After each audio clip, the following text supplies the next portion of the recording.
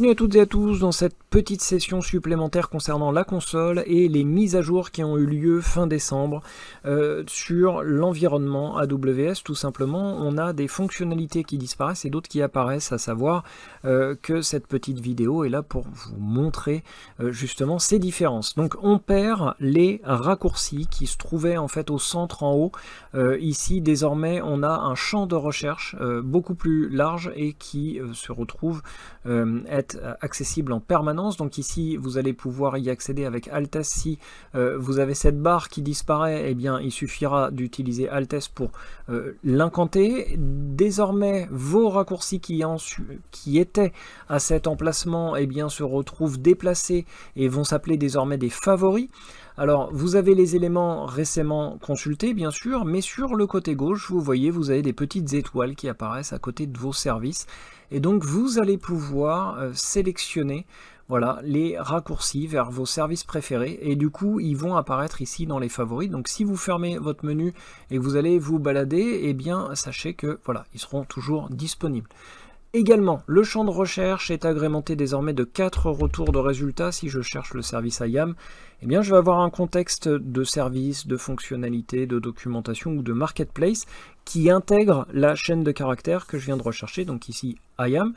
Donc vous allez pouvoir accéder directement aux fonctionnalités, donc par exemple aller directement dans IAM mais dans le sous-menu dans la fonctionnalité groupe, ou alors directement aller pour les développeurs qui veulent creuser un petit peu le sujet, aller directement sur le site AWS dans la documentation à la bonne page, ou alors aller directement sur l'index où il y a les 47 644 résultats de cette documentation qui fait référence à IAM. Donc vous allez très certainement trouver votre bonheur.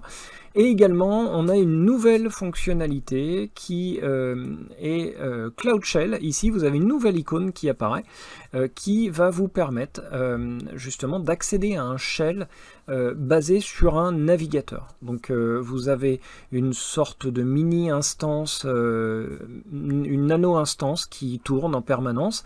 Alors par contre elle est liée à la région et plus particulièrement ici on est carrément, vous voyez, pour l'Europe, on peut en avoir une en Irlande, on va en avoir une en Asie, on va en avoir une ici, on va en avoir 3 aux USA. Donc ici, on va pouvoir accéder à nos ressources qui sont dans la région. Donc imaginons que je revienne sur la console de base et que j'aille par exemple à Paris, et que je clique sur Cloud Shell, et bien vous voyez, Cloud Shell ici est disparu. D'accord? Donc si je reviens sur ma région, on va dire Irlande par exemple, en Europe, et bien là je vais avoir, voilà, donc pour l'instant on va dire que par continent on va avoir à minima une possibilité d'avoir ce shell, d'accord, cette nano instance qui tourne en permanence et qui vous permet d'avoir un petit peu de stockage. Donc si je retourne en Virginie du Nord et que je clique sur Cloud Shell, vous allez voir qu'ici je dispose d'1 giga de stockage gratuit par région. Donc l'objectif ça va être quoi? Eh bien de stocker tous mes différents scripts que je pourrais avoir pour voilà, mon travail de développeur ou mon travail d'administrateur système. Je peux avoir des commandes line, je peux avoir du Python, du Node.js, etc. Il y a du Z pour ceux qui aiment Unix.